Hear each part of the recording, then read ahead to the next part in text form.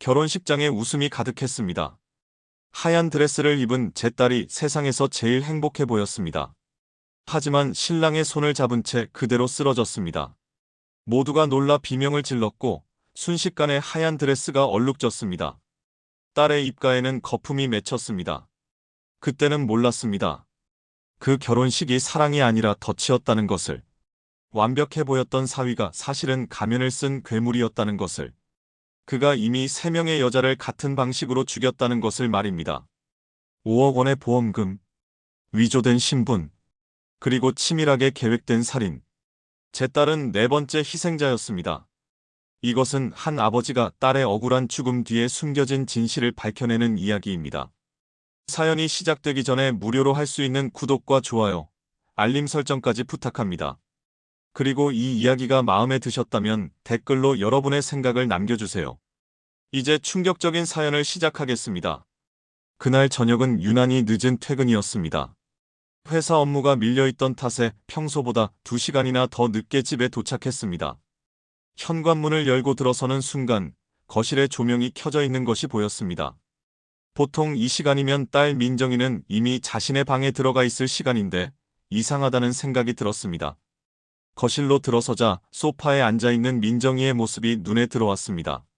28배 나이에도 여전히 제 눈에는 어린아이처럼 보이는 딸이었습니다. 그런데 그날의 민정이는 뭔가 달랐습니다. 평소처럼 휴대폰을 보거나 텔레비전을 켜놓은 것도 아니었습니다.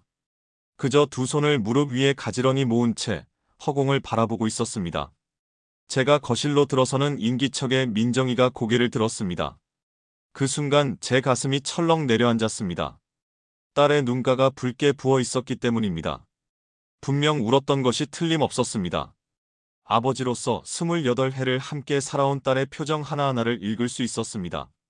지금 민정이는 무언가 큰 고민을 안고 있었고 그것을 제게 말하려고 기다리고 있었던 것입니다. 저는 서둘러 넥타이를 풀고 민정이 옆자리에 앉았습니다. 무슨 말을 먼저 꺼내야 할지 고민하던 찰나 민정이가 먼저 입을 열었습니다. 목소리는 작았지만 또렷했습니다. 임신했다는 것, 그리고 아이의 아버지는 같은 회사 협력업체에서 일하는 이현우라는 남자라는 것이었습니다. 그 말을 듣는 순간 머릿속이 하얘졌습니다. 수많은 생각들이 동시에 밀려들었습니다. 딸이 임신을 했다는 충격, 그것도 결혼하지 않은 상태에서 말입니다. 물론 요즘 시대에 그런 일이 드물지는 않다는 것을 머리로는 이해하고 있었습니다. 하지만 그것이 내 딸의 일이 되자 모든 것이 달랐습니다. 민정이는 계속해서 말을 이어갔습니다. 그녀의 목소리에는 미안함과 두려움, 그리고 어떤 결연함이 동시에 묻어 있었습니다. 이현우라는 남자에 대해서는 몇 달 전 회사 프로젝트를 통해 알게 되었다고 했습니다. 처음에는 업무상 만남이었지만 점차 가까워졌고 어느새 연인 관계로 발전했다는 것이었습니다. 저는 그제야 지난 몇 달간의 딸의 변화들이 떠올랐습니다. 평소보다 밝아진 표정, 자주 울리는 휴대폰, 주말마다 외출하던 모습들. 그때는 단순히 친구들과의 모임이라고만 생각했었습니다. 아니, 어쩌면 알고 싶지 않아서 외면했던 것인지도 모릅니다.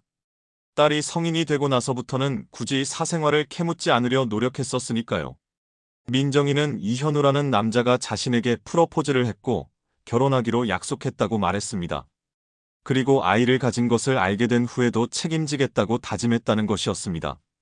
딸의 말을 들으면서도 제 마음 한편에서는 불안감이 커져갔습니다. 아직 만나보지도 못한 남자에 대한 막연한 경계심이었을까요? 그날 밤 민정이가 방으로 들어간 후 저는 홀로 거실에 남아 깊은 생각에 잠겼습니다. 창밖으로 보이는 도시의 불빛들이 유난히 차갑게 느껴졌습니다. 아내를 일찍 여의고 홀로 키워온 딸이었습니다. 그 딸이 이제 한 남자를 만나 가정을 꾸리게 될 것이라는 사실이 기쁨보다는 두려움으로 다가왔습니다. 아버지로서 제가 해야 할 일이 무엇인지 고민했습니다. 딸의 선택을 존중해야 한다는 것은 알고 있었습니다. 하지만 동시에 그 남자가 과연 믿을 만한 사람인지, 딸을 진정으로 사랑하고 책임질 수 있는 사람인지 확인해야 한다는 생각도 들었습니다. 그것이 딸을 홀로 키워온 아버지로서의 마지막 의무라고 느꼈습니다. 그날 밤은 잠을 이루기 힘들었습니다. 천장을 바라보며 수없이 뒤척였습니다. 딸의 얼굴이 계속 떠올랐습니다. 붉게 부은 눈으로 제게 고백하던 그 순간의 표정이 어린 시절 혼나고 나서 울먹이던 모습과 겹쳐 보였습니다. 세월이 흘러 이제는 어엿한 성인이 되었지만 제 눈에 딸은 여전히 보호해야 할 어린아이로 남아 있었습니다. 다음 날 아침 출근 준비를 하면서 민정이와 마주쳤습니다. 딸은 어제보다 조금 편안한 표정으로 저를 보았습니다. 고백을 끝낸 후에 안도감이었을까요? 저는 민정이에게 이현우라는 남자를 집으로 초대해달라고 부탁했습니다. 직접 만나서 이야기를 나눠보고 싶다고 말했습니다. 민정이는 고개를 끄덕이며 미소를 지었습니다. 그 미소에는 감사함이 담겨 있었습니다. 그렇게 며칠 후 저는 처음으로 이현우라는 남자를 만나게 될 약속을 잡았습니다. 그때만 해도 저는 몰랐습니다. 그 만남이 시작점이 될 거라는 것을, 그리고 그 끝이 어디로 향할지는 더더욱 알 수 없었습니다. 약속한 날이 다가왔습니다. 주말 저녁 이현우가 처음으로 우리 집을 방문하기로 한 날이었습니다. 저는 그날 유난히 일찍 퇴근했습니다. 평소라면 주말에도 회사 일을 보느라 집에 늦게 들어오곤 했지만 이날만큼은 달랐습니다. 딸의 인생을 함께할 남자를 처음 만나는 날이었으니까요. 집에 도착하니 민정이가 이미 저녁 준비를 하고 있었습니다. 주방에서 들려오는 칼질 소리, 음식이 익어가는 냄새가 집안 가득 퍼져 있었습니다. 딸은 평소보다 훨씬 신경을 쓴 모습이었습니다. 머리를 단정하게 묶고 화장도 옅게 했지만 정성스럽게 한 것이 보였습니다. 임신 중임에도 불구하고 부엌에서 바쁘게 움직이는 딸의 뒷모습을 보며 제 가슴 한편이 먹먹해졌습니다. 저녁 6시가 조금 넘은 시각, 초인종이 울렸습니다. 민정이가 앞치마를 벗으며 현관으로 달려갔고 저는 거실 소파에 앉아 심호흡을 했습니다. 묘하게 긴장되는 순간이었습니다. 현관문이 열리는 소리가 들렸고 이어 남자의 목소리가 들려왔습니다. 공손하고 차분한 어조였습니다. 민정이가 이현우를 이끌고 거실로 들어왔습니다. 저는 자리에서 일어나 그를 맞이했습니다. 첫인상은 나쁘지 않았습니다. 키가 175cm 정도 되어 보이는 단정한 체격에 깔끔하게 차려입은 정장 차림이었습니다. 얼굴은 평범했지만 이목구비가 뚜렷한 편이었고 머리는 단정하게 넘겨 빗어져 있었습니다. 손에는 작은 선물 상자와 과일 바구니를 들고 있었습니다. 그는 저를 보자마자 깊게 허리를 숙여 인사했습니다. 각도는 정확히 90도였고 그 자세에서 3초 정도를 유지했습니다. 마치 어디선가 배운 듯한 연습된 인사였습니다. 고개를 들었을 때 그의 얼굴에는 미소가 떠올라 있었습니다. 하지만 그 미소가 제게는 어딘가 어색하게 느껴졌습니다. 입가는 웃고 있었지만 눈가의 주름이 자연스럽게 따라오지 않는 것처럼 보였습니다. 저희는 거실 테이블에 마주 앉았습니다. 민정이가 준비한 음식들이 하나둘 테이블 위에 올려졌습니다. 이현우는 음식이 나올 때마다 감탄사를 연발했습니다. 하지만 그의 감탄도 어딘가 과장되어 보였습니다. 너무 정확한 타이밍에 너무 적절한 크기로 반응하는 것이 오히려 부자연스러웠습니다. 식사가 시작되고 저는 그에게 몇 가지 질문을 던졌습니다. 어디서 자랐는지, 가족은 어떻게 되는지, 현재 하는 일은 무엇인지. 평범한 질문들이었습니다. 이현우는 하나하나 정중하게 대답했습니다. 부산에서 태어나 서울로 올라와 대학을 다녔고 부모님은 지방에 계시며 현재는 협력업체에서 마케팅 업무를 담당하고 있다고 했습니다. 그의 대답은 완벽했습니다. 너무 완벽했습니다. 말을 더듬거나 막히는 부분이 전혀 없었습니다. 예상치 못한 질문에도 곧바로 답이 나왔습니다. 마치 이미 질문 목록을 받아보고 답변을 준비해온 것처럼 느껴졌습니다. 일반적으로 사람들은 자신의 과거를 이야기할 때 잠깐의 망설임이나 기억을 더듬는 순간이 있기 마련입니다. 하지만 이현우에게는 그런 순간이 없었습니다. 식사 중간중간 저는 그의 눈빛을 관찰했습니다. 사람의 진심은 눈에서 나온다고 했습니다. 오랜 직장 생활을 하며 수많은 사람들을 만나본 경험으로 저는 눈빛만 보고도 어느 정도 그 사람의 성격을 파악할 수 있다고 자부했습니다. 그런데 이현우의 눈빛은 읽기 어려웠습니다. 그의 눈은 검은색이었습니다. 깊은 검은색. 그 속에서 어떤 감정도 읽어낼 수 없었습니다. 민정이를 바라볼 때도 저와 대화할 때도 그의 눈빛은 일정했습니다. 변화가 없었습니다. 사랑하는 사람을 볼 때 나타나는 그 특유의 부드러움이나 따뜻함이 느껴지지 않았습니다. 그렇다고 적대감이나 불편함도 없었습니다. 그저 텅 빈 것 같은 느낌이었습니다. 식사가 끝나고 민정이가 후식을 준비하러 주방으로 들어갔을 때 잠시 이현우와 단둘이 남게 되었습니다. 그때 그가 먼저 말을 꺼냈습니다. 민정이를 정말 사랑한다는 것, 평생 책임지고 행복하게 해주겠다는 것, 좋은 아버지가 되겠다는 것. 그의 말은 진실되게 들렸습니다. 하지만 역시나 너무 완벽한 문장들이었습니다. 마치 어디선가 들어본 것 같은 교과서에 나올 법한 표현들이었습니다. 저는 그에게 물었습니다. 민정이의 어떤 점이 좋았는지, 언제부터 사랑한다고 느꼈는지, 구체적인 순간들을 묻고 싶었습니다. 그러자 이현우는 잠시 침묵했습니다. 그날 저녁 처음으로 보이는 망설임이었습니다. 그리고는 일반적인 대답을 내놓았습니다. 착하고 성실해서 함께 있으면 편안해서 그런 이야기들이었습니다. 구체성이 없었습니다. 민정이가 과일 접시를 들고 돌아왔고 분위기는 다시 밝아졌습니다.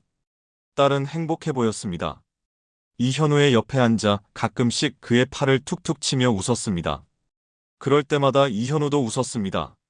하지만 저는 알 수 있었습니다. 그의 웃음이 진심에서 우러나온 것인지 아니면 상황에 맞춰 지어 보이는 것인지. 밤 9시가 넘어 이현우가 돌아갔습니다. 현관까지 배웅을 나가며 그는 다시 한번 깊게 인사했습니다.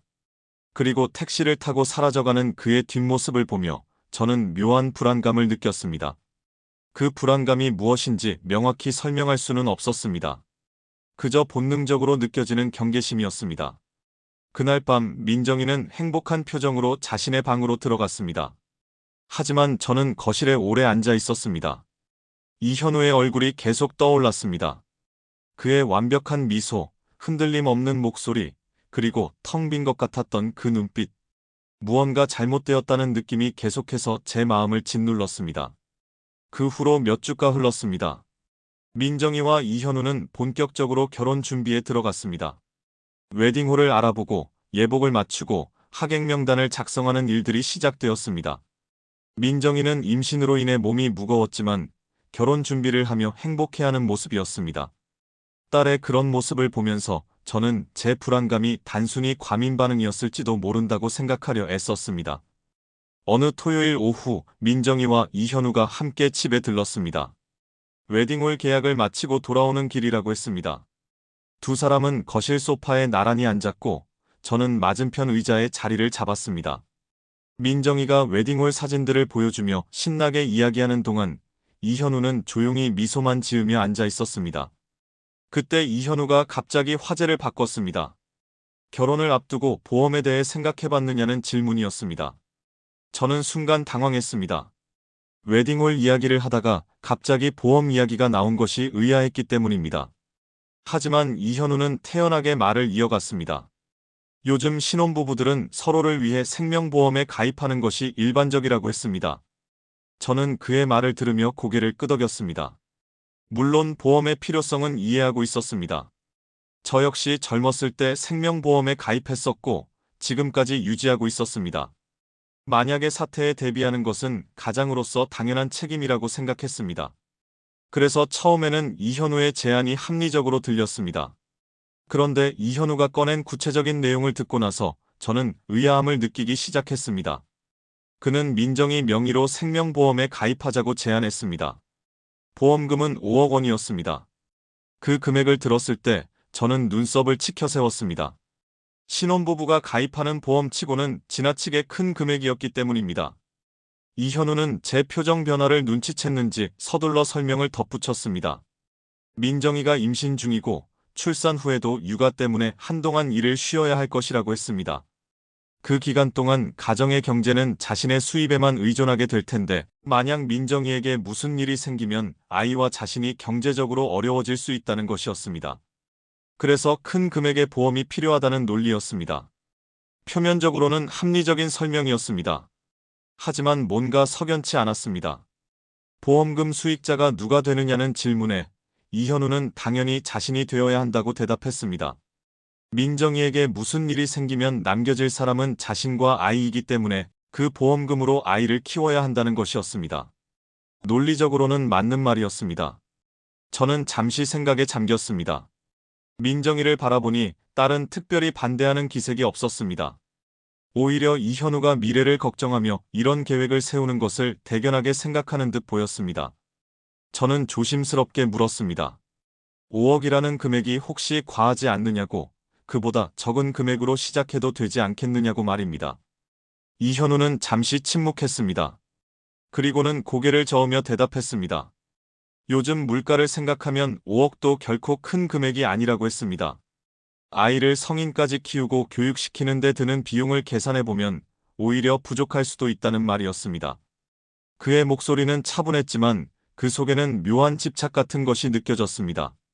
저는 더 이상 반대 의견을 내기 어려웠습니다. 딸의 안전과 미래를 위한 일인데 제가 반대할 명분이 없었습니다. 더욱이 민정이가 동의하는 상황에서 아버지인 제가 나서서 막는 것도 이상해 보일 수 있었습니다. 결국 저는 두 사람의 결정을 존중하겠다고 말했습니다.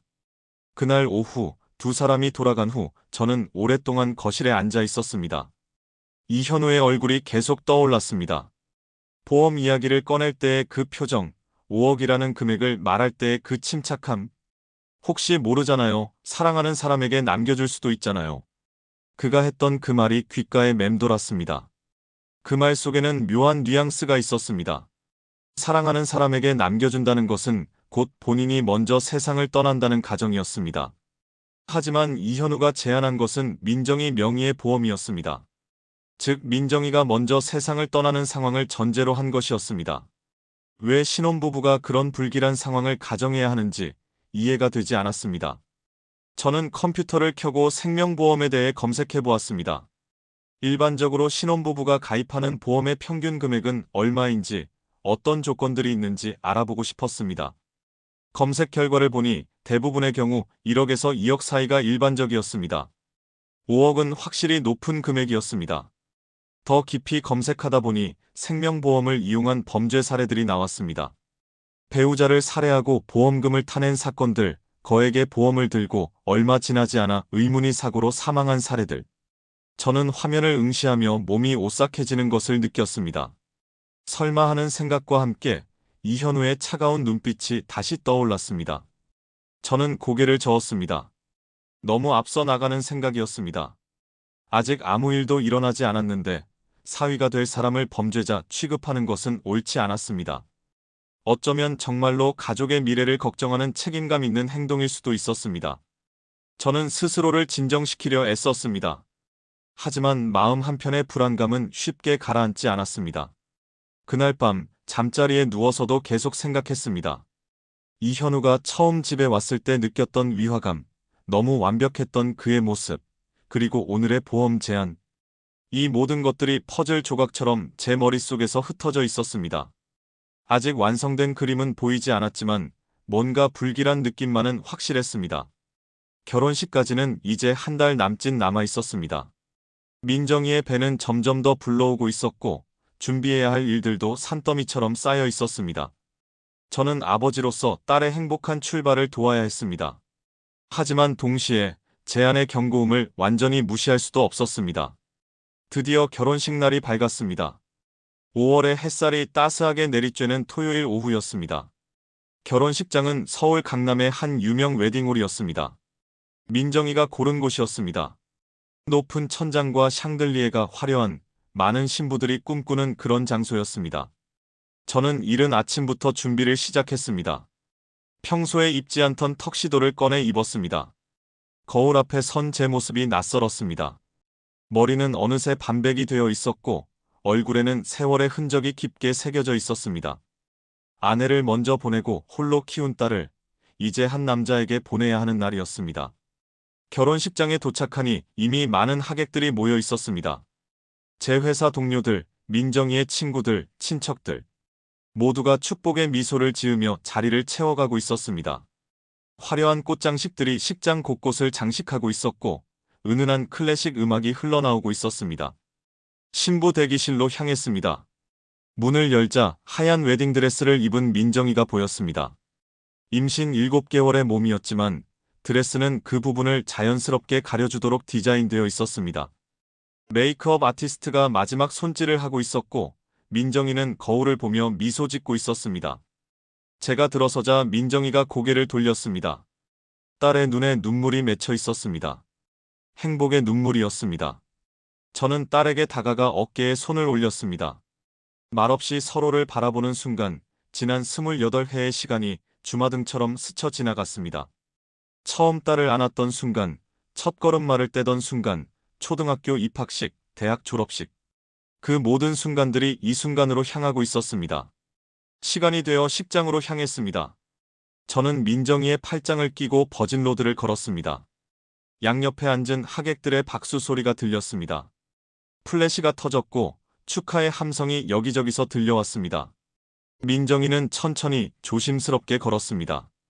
배가 불러있어 걷기가 쉽지 않았을 것입니다. 단상 앞에 이현우가 서 있었습니다. 그는 검은색 턱시도를 단정하게 차려입고 있었습니다. 우리가 다가가자 그는 미소를 지었습니다. 여전히 그 미소는 제 눈에 어딘가 어색해 보였습니다. 하지만 이날만큼은 제 의심을 내려놓기로 했습니다. 딸의 행복한 날을 망치고 싶지 않았습니다. 저는 민정이의 손을 이현우의 손에 건넸습니다. 그 순간 이상한 느낌이 들었습니다.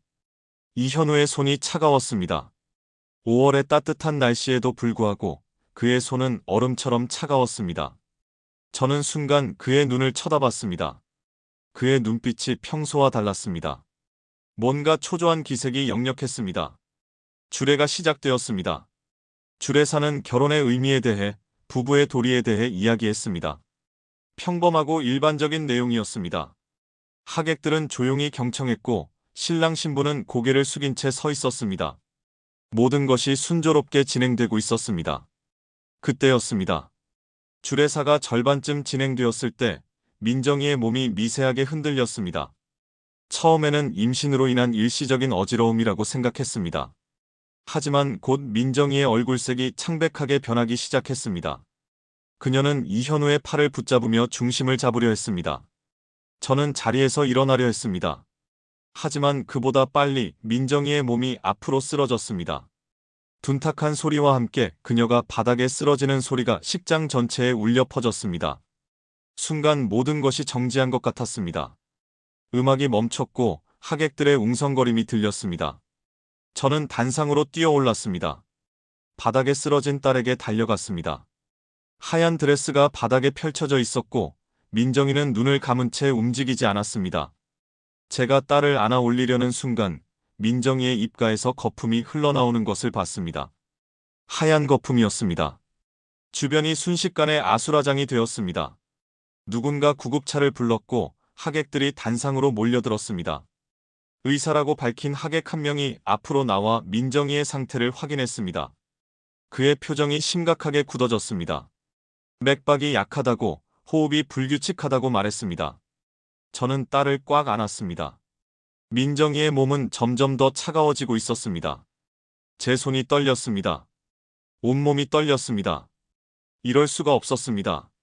딸의 가장 행복해야 할 날에 이런 일이 일어날 수는 없었습니다. 저는 민정이를 흔들며 이름을 불렀습니다. 하지만 아무런 반응이 없었습니다. 구급차가 도착했습니다. 구급대원들이 들것을 들고 식장으로 들어왔습니다. 그들은 신속하게 민정이를 들것에 옮겼습니다. 산소 마스크를 씌우고 무언가를 주사했습니다. 저는 그들을 따라 구급차에 올라탔습니다.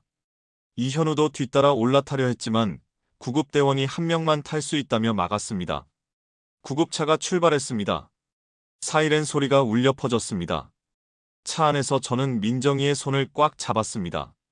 구급대원은 계속해서 민정이의 상태를 체크하며 병원에 무전을 보냈습니다. 급성 중독 의심 환자, 임산부, 긴급 이송. 그런 단어들이 들렸습니다. 병원에 도착했습니다. 응급실로 직행했고 의료진이 몰려들었습니다. 저는 응급실 밖에서 기다려야 했습니다. 시간이 얼마나 지났는지 알 수 없었습니다. 1분이 1시간처럼 느껴졌습니다. 복도를 왔다 갔다 하며 저는 기도했습니다. 신을 믿지 않던 제가 그 순간만큼은 간절히 기도했습니다. 응급실 문이 열렸습니다. 의사가 나왔습니다. 그의 표정을 보는 순간 저는 알았습니다. 의사는 천천히 고개를 저었습니다. 그리고 조심스럽게 말했습니다. 최선을 다했지만 구하지 못했다고. 급성 중독으로 인한 다발성 장기 부전이었다고. 태아도 함께 사망했다고. 제 다리에 힘이 풀렸습니다. 바닥에 주저앉았습니다. 눈앞이 캄캄했습니다. 귀에서는 웅웅거리는 소리만 들렸습니다. 이것은 꿈이어야 했습니다. 악몽이어야 했습니다. 하지만 차가운 병원 바닥의 감촉이, 소독약 냄새가 이것이 현실임을 말해주고 있었습니다. 얼마나 시간이 지났을까요? 정신을 차리고 보니 이현우가 병원에 도착해 있었습니다. 그는 복도 끝에 서서 저를 바라보고 있었습니다. 그의 얼굴에는 눈물이 없었습니다. 충격에 빠진 것처럼 보였지만 그의 눈빛은 여전히 차가웠습니다. 그 순간 저는 깨달았습니다. 뭔가 잘못되었다는 것을, 이 모든 것이 우연이 아니라는 것을. 장례식은 조용히 치러졌습니다. 화려했던 결혼식장 대신 차가운 장례식장에서 민정이를 보내야 했습니다. 검은 리본이 식장을 장식했고 조문객들의 낮은 목소리가 여기저기서 들렸습니다. 며칠 전만 해도 축복의 인사를 건넸던 사람들이 이제는 조의를 표하러 왔습니다. 저는 영정 사진 앞에 멍하니 앉아 있었습니다. 민정이의 웃는 얼굴이 액자 속에 갇혀 있었습니다. 그 미소가 이제는 영원히 볼 수 없는 것이 되어버렸습니다. 식음을 전폐한 채 저는 그저 딸의 사진만 바라보고 있었습니다. 시간이 어떻게 흘러가는지도 알 수 없었습니다. 이현우는 장례식장에 계속 머물렀습니다. 그는 상주석 옆자리에 앉아 조문객들을 맞이했습니다. 법적으로는 결혼식이 끝나지 못했기에 그는 민정이의 남편이 아니었습니다. 하지만 아이의 아버지였고 예비 사위였기에 그 자리에 있는 것이 자연스러워 보였습니다. 그는 조문객들에게 고개를 숙이고 때로는 눈물을 닦는 신용을 했습니다. 하지만 제 눈에는 그의 모든 행동이 연기처럼 보였습니다. 눈물을 닦을 때도 실제로 눈물이 흐르는 것은 보이지 않았습니다. 슬픈 표정을 지을 때도 그의 눈빛은 여전히 차갑고 공허했습니다. 마치 장례식장에서 어떻게 행동해야 하는지 매뉴얼을 보고 온 것처럼 모든 것이 계산되어 보였습니다. 사흘째 되는 날 저녁 조문객들이 모두 돌아간 후였습니다. 이현우가 제게 다가왔습니다. 그는 조심스러운 목소리로 말을 꺼냈습니다. 장례 절차에 대해, 그리고 민정이의 유품 정리에 대해 이야기했습니다. 저는 그저 고개만 끄덕였습니다. 아무 생각도 나지 않았고 아무것도 하고 싶지 않았습니다. 그때 이현우가 한 가지를 더 언급했습니다. 보험 처리에 대한 이야기였습니다. 그 말을 듣는 순간 제 정신이 번쩍 들었습니다.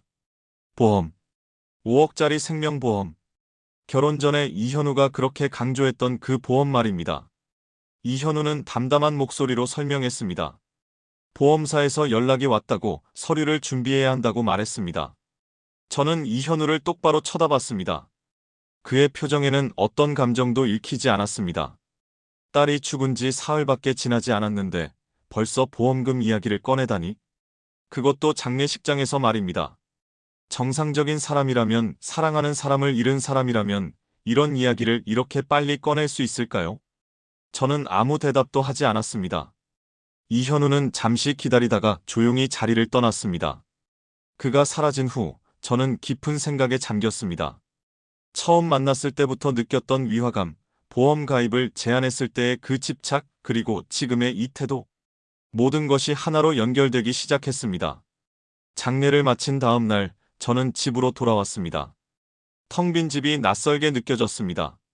민정이의 방문 앞에 서서 한참을 망설이다가 문을 열었습니다. 딸의 흔적들이 그대로 남아 있었습니다. 책상 위에 화장품들, 옷장 속의 옷들, 침대 위의 인형들. 모든 것이 주인을 기다리고 있는 것 같았습니다. 책상 서랍을 열었습니다. 민정이의 일기장과 각종 서류들이 들어 있었습니다. 그 중에서 보험 서류를 찾았습니다. 서류를 펼쳐보니 수익자 란에 이현우의 이름이 또렷하게 적혀 있었습니다. 보험 금액은 5억 원. 가입일은 결혼식 2달 전이었습니다. 저는 컴퓨터를 켰습니다. 포털 사이트에 이현우의 이름을 검색해봤습니다. 하지만 특별한 정보는 나오지 않았습니다. SNS도 찾아봤지만 그의 계정은 발견되지 않았습니다. 요즘 젊은이들은 대부분 SNS를 하는데 이현우는 온라인상에서 거의 흔적을 찾을 수 없었습니다. 그때 전화벨이 울렸습니다. 모르는 번호였습니다. 받아보니 보험회사 직원이었습니다. 그는 정중한 목소리로 조의를 표한 후 보험금 청구 절차에 대해 안내했습니다.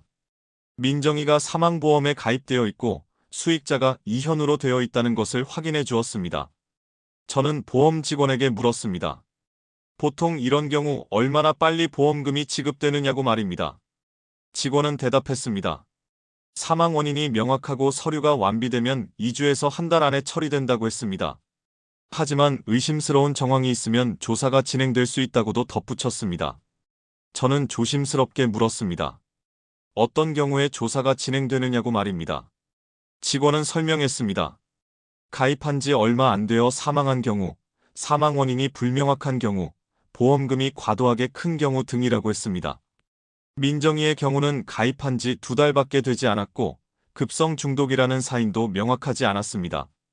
전화를 끊은 후 저는 병원에서 받은 사망진단서를 다시 펼쳐봤습니다.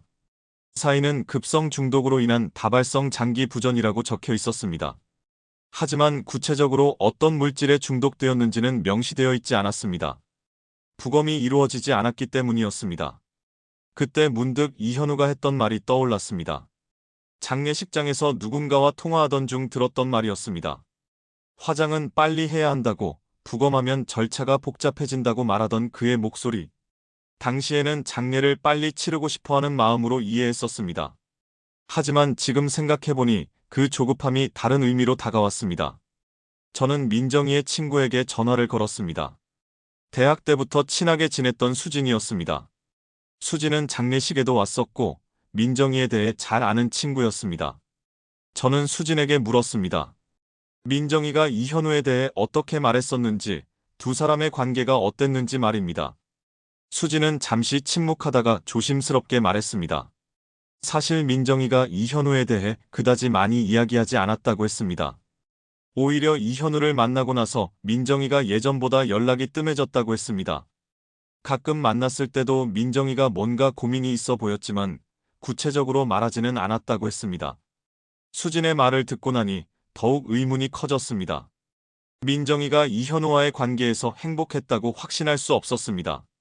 어쩌면 딸은 임신 때문에, 책임감 때문에, 혹은 다른 어떤 이유로 결혼을 결심했을지도 모른다는 생각이 들었습니다.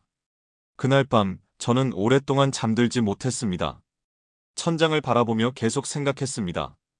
이현우가 처음부터 민정이를 노렸던 것은 아닐까? 보험금을 목적으로 접근한 것은 아닐까? 그리고 결혼식 날 민정이에게 무언가를 먹인 것은 아닐까?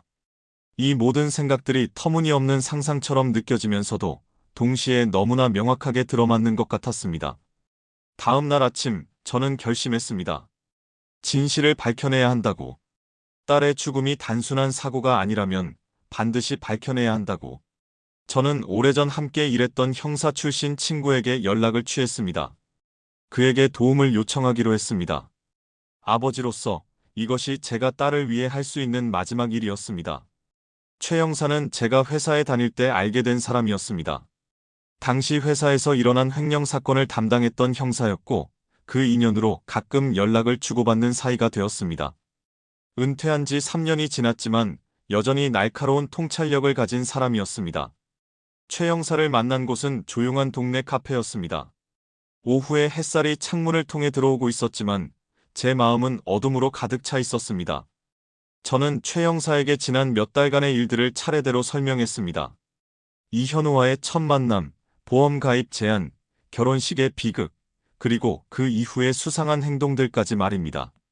최 형사는 묵묵히 제 이야기를 들었습니다. 때때로 메모를 하기도 했고 중요한 부분에서는 질문을 던지기도 했습니다. 이현우의 정확한 이름과 생년월일, 주소, 직장 정보 등을 물었습니다. 저는 아는 한 모든 정보를 제공했습니다. 이야기를 마치자 최 형사는 잠시 생각에 잠겼습니다. 그는 천천히 입을 열었습니다. 제 이야기만으로는 확신할 수 없지만 확실히 의심스러운 정황들이 있다고 했습니다. 특히 보험 금액이 과도하게 크고 가입 후 짧은 기간 내에 사망했다는 점, 그리고 사위의 부자연스러운 행동들이 주목할 만하다고 했습니다. 최 형사는 비공식적으로 조사를 시작해보겠다고 약속했습니다. 며칠 후 최 형사에게서 전화가 왔습니다. 목소리가 평소보다 긴장되어 있었습니다. 만나서 이야기하자고 했습니다. 저는 서둘러 약속 장소로 향했습니다. 같은 카페였습니다. 최 형사는 이미 도착해 있었고 앞에는 여러 장의 서류들이 펼쳐져 있었습니다. 최 형사가 건넨 첫 번째 서류를 보는 순간 제 손이 떨렸습니다. 그것은 이현우의 진짜 신원에 관한 자료였습니다. 최 형사는 조용히 설명하기 시작했습니다.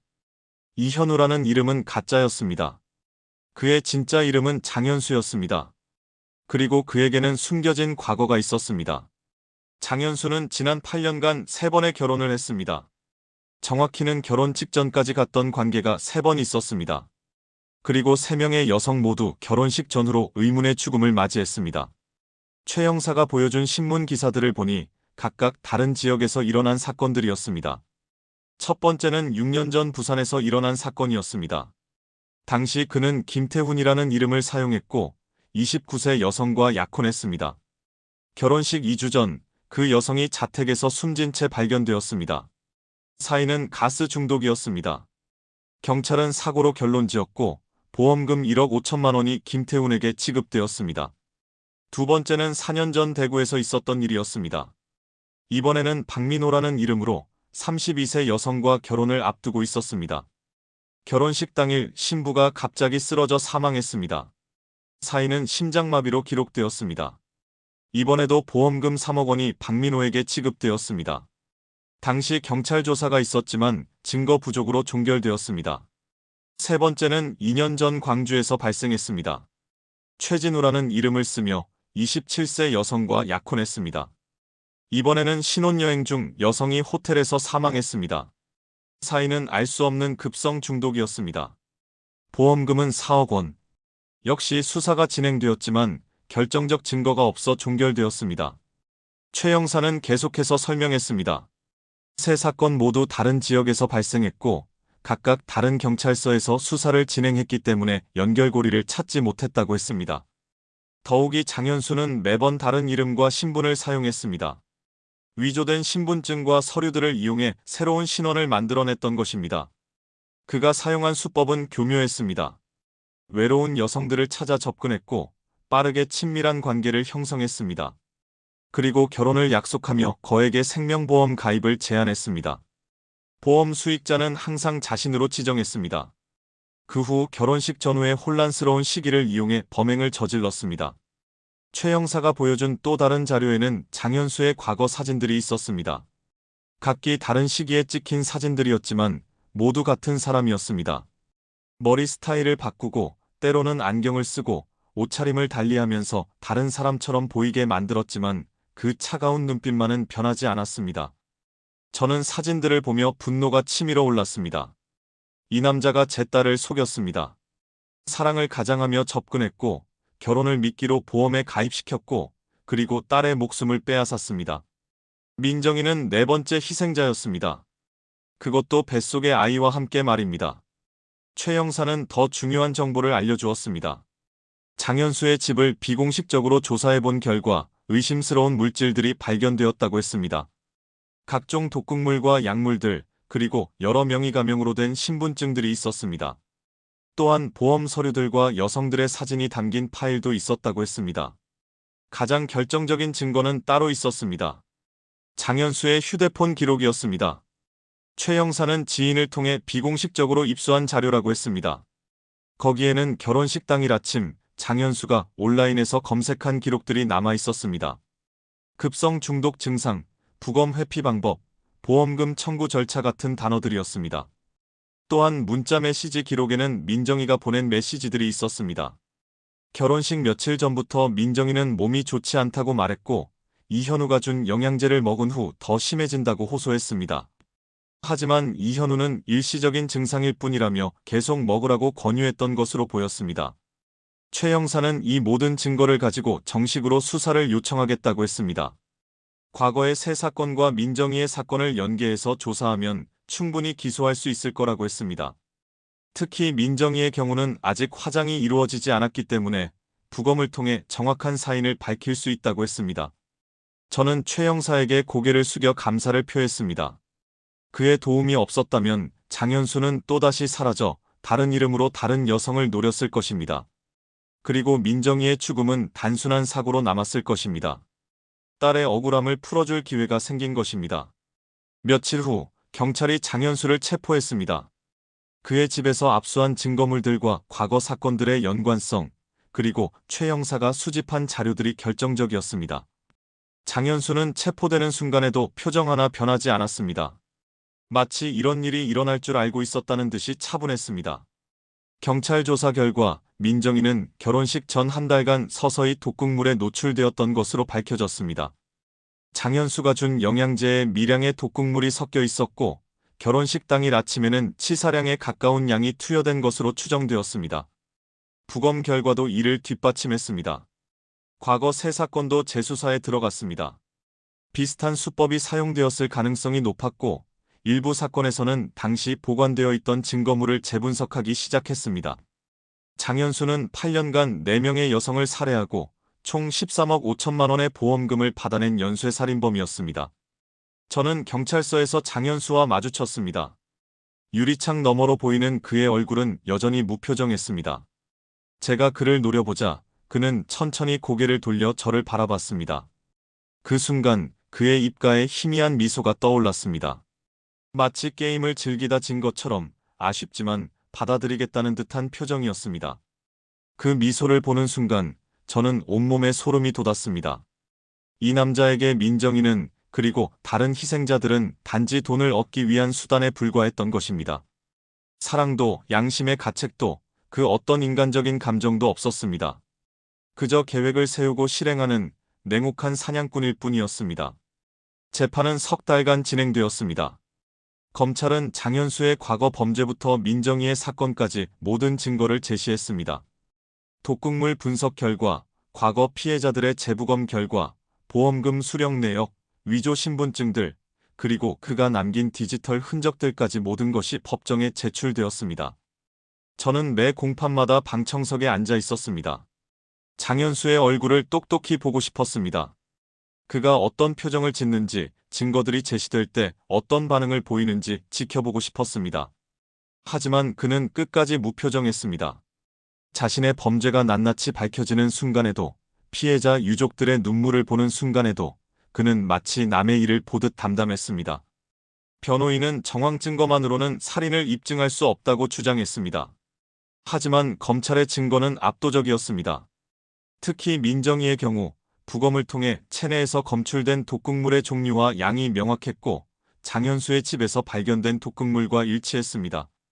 또한 그가 구매한 약품 내역과 검색 기록들이 범행 의도를 명확히 보여주었습니다. 과거 3명의 피해자 가족들도 법정에 나왔습니다. 그들은 재판정에서 목 놓아 울었습니다. 몇 년이 지났지만 그들의 상처는 여전히 아물지 않았습니다. 사고로 처리되어 억울함을 풀지 못했던 그들에게 이번 재판은 뒤늦은 정이었습니다. 저는 그들의 눈물을 보며 제 고통이 저만의 것이 아니었음을 깨달았습니다. 증인으로 나선 사람들도 많았습니다. 민정이의 친구들은 민정이가 결혼 전 불안해했다고 증언했습니다. 몸이 계속 안 좋아졌고 이현우가 준 영양제를 먹으면 더 심해진다고 말했다는 것입니다. 하지만 이현우는 병원에 가는 것을 만류했고 결혼 후에 함께 검진받자고 설득했다고 합니다. 장현수의 과거 지인들도 증언대에 올랐습니다.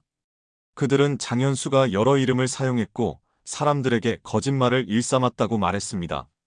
또한 그가 돈에 집착했고 쉽게 큰 돈을 벌 방법을 항상 찾고 있었다고 증언했습니다.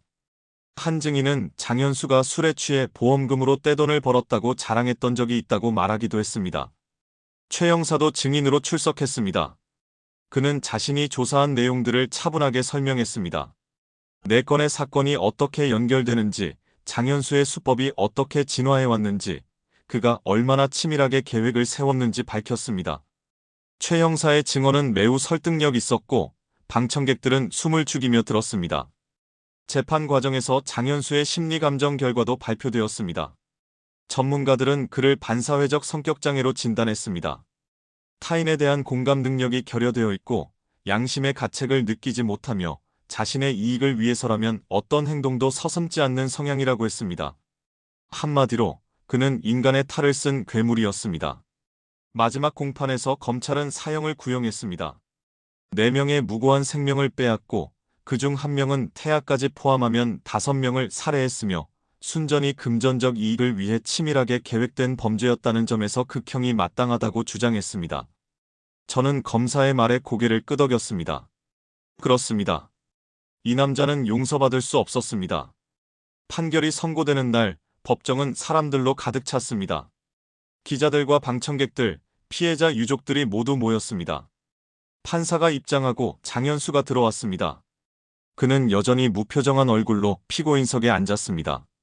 마치 자신의 판결을 듣는 것이 아니라 다른 사람의 재판을 구경하는 것처럼 보였습니다. 판사는 장문의 판결문을 낭독하기 시작했습니다. 범죄의 경위, 증거의 신빙성, 범행의 잔혹성과 계획성, 그리고 피고인의 반성 없는 태도 등이 언급되었습니다. 판사의 목소리는 엄숙했고 법정은 숨소리조차 들리지 않을 만큼 조용했습니다. 그리고 마침내 주문이 낭독되었습니다. 무기징역. 사형은 아니었지만 가석방 없는 무기징역이었습니다. 판사는 피고인이 평생을 감옥에서 보내며 자신의 죄를 돌아보아야 한다고 말했습니다. 또한 피해자들과 그 가족들에게 깊은 애도를 표했습니다. 판결이 선고되는 순간 방청석에서 울음소리가 터져나왔습니다. 과거 피해자들의 가족들이었습니다. 그들은 기쁨과 슬픔이 뒤섞인 눈물을 흘렸습니다. 정의가 실현되었지만 그들의 가족은 돌아오지 않았습니다. 저 역시 눈물을 참을 수 없었습니다. 민정이가 제 딸이 돌아오지 않는다는 사실이 다시 한번 가슴을 찔렀습니다. 장현수는 판결을 듣고도 아무런 반응을 보이지 않았습니다. 그는 천천히 일어나 법정을 나갔습니다. 그의 뒷모습을 보며 저는 이제 모든 것이 끝났다는 것을 느꼈습니다. 법적인 싸움은 끝났습니다. 정의는 실현되었습니다. 하지만 제 마음의 상처는 여전히 아물지 않았습니다. 재판이 끝난 후 저는 민정이의 묘소를 찾았습니다. 서울 근교의 조용한 공원묘지였습니다. 봄이 지나고 여름이 시작되는 시기였습니다. 나무들은 푸르게 우거졌고 새들의 지저귀이 들렸습니다. 민정이가 좋아했을 만한 계절이었습니다. 묘비 앞에 무릎을 꿇고 앉았습니다. 깨끗하게 닦인 묘비에는 민정이의 이름과 생몰년월일이 새겨져 있었습니다. 그 짧은 날짜들이 딸의 일생을 말해주고 있었습니다. 28해. 너무나 짧은 시간이었습니다. 그녀가 살았어야 할 날들이, 경험했어야 할 행복들이, 이루었어야 할 꿈들이 모두 이 작은 묘비 속에 갇혀버렸습니다. 저는 묘비에 이마를 대고 조용히 말했습니다. 민정아, 아빠가 약속을 지켰다고. 너를 해친 사람을 찾아내고 벌을 받게 했다고. 다른 사람들이 같은 고통을 겪지 않도록 막았다고. 이제 너는 편히 쉬어도 된다고 말입니다. 바람이 불어왔습니다. 부드러운 여름바람이 제 뺨을 스쳤습니다. 그 바람이 민정이의 손길처럼 느껴졌습니다. 어렸을 적 민정이가 제 뺨을 어루만지던 그 부드러운 손길 말입니다. 나뭇가지에서 떨어진 꽃잎 하나가 묘비 위에 살포시 내려앉았습니다. 저는 주머니에서 작은 사진 한 장을 꺼냈습니다. 민정이가 대학 졸업식 날 찍은 사진이었습니다. 학사모를 쓰고 환하게 웃고 있는 딸의 모습이 담겨 있었습니다. 그날 민정이는 말했었습니다. 아빠 덕분에 여기까지 왔다고, 고맙다고. 저는 그때 말했었습니다. 아빠가 고맙다고, 이렇게 훌륭하게 자라줘서 고맙다고 말입니다. 사진을 바라보며 저는 깨달았습니다. 민정이는 떠났지만 그녀가 남긴 것들은 여전히 제 안에 살아있다는 것을. 함께했던 28해의 기억들, 딸의 웃음소리, 따뜻한 포옹, 그 모든 순간들이 제 마음속에 영원히 남아있을 것이라는 것을 말입니다. 저는 천천히 일어섰습니다. 묘비를 마지막으로 한번 쓰다듬고 뒤돌아 걸어갔습니다. 몇 걸음 가다가 뒤를 돌아봤습니다. 햇살이 묘비를 비추고 있었고 그 위에 꽃잎이 바람에 살랑거렸습니다. 마치 민정이가 손을 흔들며 작별 인사를 하는 것처럼 보였습니다. 공원 묘지를 나서며 하늘을 올려다봤습니다. 맑고 푸른 하늘이었습니다. 흰 구름 몇 점이 천천히 흘러가고 있었습니다. 민정이도 저 하늘 어딘가에서 편안히 쉬고 있을 것이라고, 이제는 아프지 않을 것이라고 믿고 싶었습니다. 집으로 돌아오는 길, 저는 생각했습니다. 이제 어떻게 살아가야 할지, 딸을 잃은 아버지로서 남은 인생을 어떻게 채워나가야 할지. 쉽지 않을 것입니다. 아마 평생 이 상처를 안고 살아가야 할 것입니다. 하지만 그것이 제가 선택할 수 있는 유일한 길이었습니다. 저는 결심했습니다. 민정이를 기억하며 살겠다고. 그녀가 보여줬던 착함과 따뜻함을 잊지 않고 그것을 세상에 전하며 살겠다고. 그것이 아버지로서 딸을 위해 할 수 있는 마지막 일이라고 생각했습니다. 그날 밤 저는 민정이의 방에 들어가 책상 앞에 앉았습니다. 오랫동안 닫혀있던 방이었습니다. 민지의 물건들이 그대로 있었습니다. 저는 서랍을 열고 민정이의 일기장을 꺼냈습니다. 그리고 마지막 페이지를 펼쳤습니다. 거기에는 짧은 글이 적혀 있었습니다. 아빠, 항상 감사해요. 아빠가 있어서 제가 여기까지 올 수 있었어요. 사랑해요. 그 글을 읽는 순간 눈물이 흘러내렸습니다. 하지만 이번에는 슬픔만의 눈물이 아니었습니다. 감사함과 사랑이 섞인 눈물이었습니다. 저는 일기장을 가슴에 안았습니다. 그리고 조용히 속삭였습니다. 민정아, 나도 사랑한다. 영원히 사랑한단다. 창밖으로 밤하늘의 별이 반짝이고 있었습니다. 저는 그 별빛이 민정이가 보내는 메시지라고 믿고 싶었습니다. 이제 아프지 말라고, 행복하게 살라고 그렇게 말하는 것 같았습니다. 긴 이야기가 끝났습니다. 행복해야 할 결혼식이 비극으로 끝났지만 진실은 밝혀졌습니다. 정의는 실현되었고 악인은 벌을 받았습니다. 하지만 잃어버린 것들은 돌아오지 않습니다. 그것이 인생입니다. 우리는 상처를 안고 살아가며 그 속에서 의미를 찾아야 합니다. 이 이야기를 들어주신 여러분께 감사드립니다. 혹시 주변에 수상한 사람이 있다면, 너무 완벽해 보이는 사람이 있다면 조심하시기 바랍니다. 사랑은 진심에서 나오는 것이지 계산에서 나오는 것이 아니니까요. 여러분의 소중한 사람들을 지켜주세요. 그것이 사랑하는 사람에게 할 수 있는 가장 중요한 일입니다.